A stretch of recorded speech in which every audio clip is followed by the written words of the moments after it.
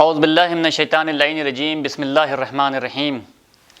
الحمدللہ رب العالمین، الصلاۃ والسلام علی اشرف الانبیاء والمرسلین وخاتم النبیین وعلی اہل بیتہ الطیبین الطاہرین ولعنۃ اللہ علی اعدائہم اجمعین، اللہم صلی علی محمد وآل محمد وعجل فرجہم۔ سامعین کرام، سلام علیکم۔ گفتگو تھی تقیہ کے اوپر، اور پچھلی نشست میں آپ حضرات کے گوشگزار تقیہ کی تعریف کی گئی تھی کہ جس میں تصحیح الاعتقادات الامامیہ شیخ مفید کی، التقیہ شیخ مرتضیٰ انصاری کی، اور مجموع البیان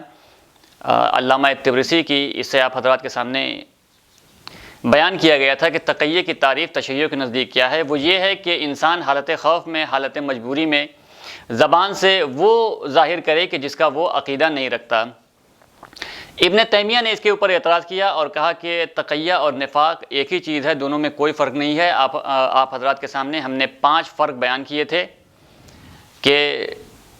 سب سے بڑا فرق تو یہ ہے کہ شریعت نے 2 الگ الگ اصطلاحات کو استعمال کیا ہے۔ اگر دونوں ایک ہی چیز ہوتی تو شریعت 2 اصطلاحیں استعمال نہ کرتی۔ اور آخر میں بیان کیا گیا تھا کہ نظریہ عدالت صحابہ، کیونکہ سارے کے سارے صحابہ ان کے نزدیک عادل ہیں، تو پھر بھلا کیسے ممکن ہے کہ ایک انسان کہ جو سارے صحابہ کو عادل مانتا ہو اور انہی صحابہ نے تقیہ پہ عمل بھی کیا ہے تو ان کو عادل مانتا ہو، جبکہ تقیہ تو اس کے نزدیک نفاق کی ایک قسم ہونی چاہیے۔ تو پھر یا تو وہ تمام صحابہ کے عدول کا عقیدہ رکھے، یا تو پھر یہ مانے کہ صحابہ میں سے بعض وہ کہ جو منافق تھے کیونکہ انہوں نے تقیہ پہ عمل کیا۔ علماء اہل سنت کے نزدیک بھی تقیہ کی وہی تعریف ہے کہ جو علماء تشیع نے تقیہ کی تعریف کی ہے۔ ہم دیکھتے ہیں کہ محمد ابن اسماعیل بخاری نے ایک باب قائم کیا ہے پروردگار عالم کا اس قول کا، وقال الا ان تتقوا منهم تقاتا، اور اس باب کو رکھا ہے کتاب الاکراہ میں، یعنی لفظ تقیہ کا استعمال نہیں کیا ہے بلکہ لفظ اکراہ کا استعمال کیا ہے۔ وہ فرماتے ہیں کہ پروردگار عالم کا یہ قول کہ جو آل عمران کی آیت نمبر 28 ہے کہ الا ان تتقوا منهم تقاتا، کہ کوئی بھی انسان کسی کافر کو اپنا دوست نہ بنائے، اپنا ولی نہ بنائے، اور اگر کوئی ایسا کرے گا تو اس سے کوئی بھی عہد و پیمان نہیں ہے مگر ہاں کہ یہ کام اس نے حالت مجبوری میں کیا ہو۔ فرماتے ہیں کہ وَهِيَ تَقِيَّةً، کہتے ہیں کہ یہاں تقات سے مراد تقیہ ہے۔ اس کے بعد علامہ ابن بطال کے جو شارح ہیں صحیح بخاری کے، اپنی کتاب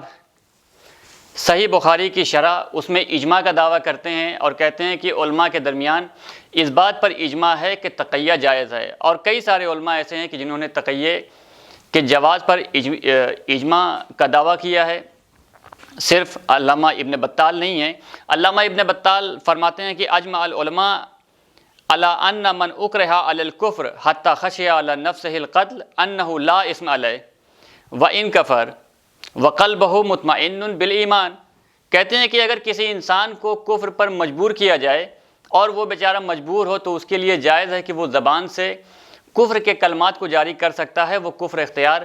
کر سکتا ہے، لیکن ہاں اس کا دل ایمان سے مطمئن ہونا چاہیے۔ کہا کہ ایسی صورت میں کہ جب کہ وہ کفر کو اختیار کرے حالت مجبوری میں لیکن اس کا دل ایمان سے مطمئن ہو، تو کہتے ہیں کہ ایسی صورت میں اس کی بیوی اس سے جدا نہیں کی جائے گی، اس لیے کہ اگر کوئی انسان کفر اختیار کرتا ہے تو اس کی مسلمان بیوی اس سے جدا کی جاتی ہے، اور کہتے ہیں کہ اس کے اوپر کفر کے احکامات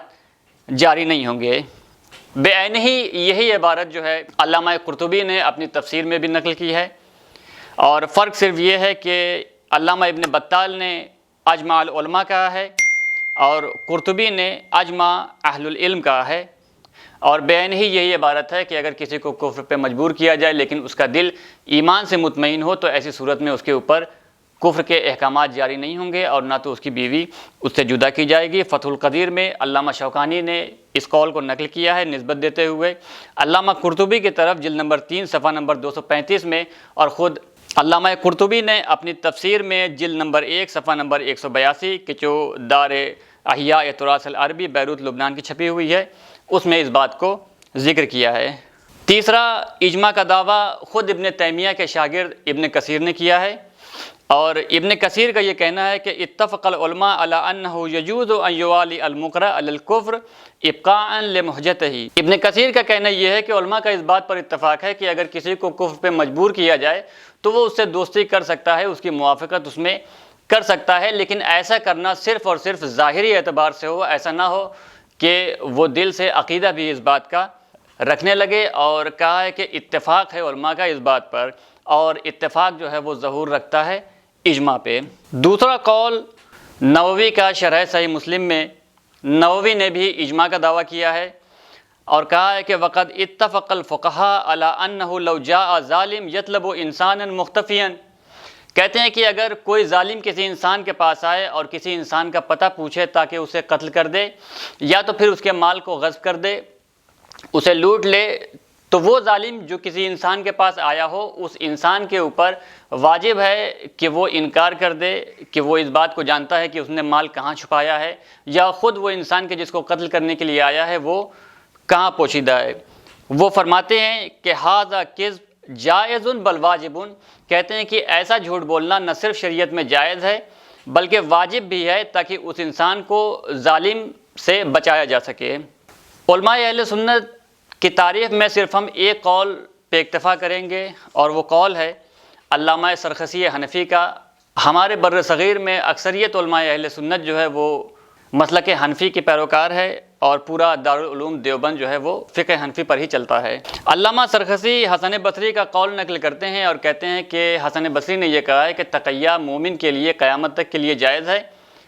اور کہتے ہیں کہ قتل میں تقیہ جو ہے وہ صحیح نہیں ہے، اور ہمارا بھی یہی نظریہ ہے۔ اور آگے تعریف بیان کرتے ہوئے فرماتے ہیں کہ وَالتَّقِيَّ أَن يَقِعَ نَفْسَهُ مِنَ الْعُقُوبَةِ بِمَا يَظْهَرُهُ وَإِنْ كَانَ يَضْمُرُ خِلَافَهُ وَقَدْ كَانَ بَعْضُ النَّاسِ يَأْبَى ذَلِكَ۔ کہتے ہیں کہ تقیہ یہ ہے کہ انسان اپنے آپ کو سزا سے بچانے کے لیے، ضرر سے بچانے کے لیے زبان سے وہ جاری کرے کہ جس کا وہ عقیدہ نہیں رکھتا۔ اور آگے فرماتے ہیں کہ بعض لوگوں کا یہ کہنا ہے کہ تقیہ جو ہے وہ صحیح نہیں ہے، اس کو برا سمجھتے ہیں اور کہتے ہیں کہ یہ نفاق کی قسم میں سے ایک قسم ہے، لیکن یہ صحیح ہے۔ اب انہوں نے کہا ہے کہ لیکن یہ صحیح ہے، تو اس کا مطلب یہ ہے کہ یہ نفاق نہیں ہے، کیونکہ نفاق کبھی بھی صحیح نہیں ہو سکتا ہے۔ اور آگے دلیل بیان کرتے ہیں کہ یہ کیوں صحیح ہے۔ کہتے ہیں کہ وَأَنَّ ذَلِكَ جَائِزٌ لِقَوْلِهِ تَعَالَى إِلَّا أَن تَتَّقُوا مِنْهُمْ تُقَاتٍ۔ کہتے ہیں کہ اس لیے کہ آل عمران کی آیت نمبر 28 میں پروردگار عالم نے اس بات کی اجازت دی ہے کہ اگر انسان حالت مجبوری میں ہو تو پھر ایسی صورت میں وہ رواداری قائم رکھ سکتا ہے کفار سے۔ آگے ایک مورد بیان کرتے ہیں کہ تقیہ کے مورد میں سے ایک مورد کون سا ہے۔ کہتے ہیں کہ اجراء کلمۃ الشرک علی اللسان مکرہن ما تمانیت القلب بالایمان من باب التقیہ۔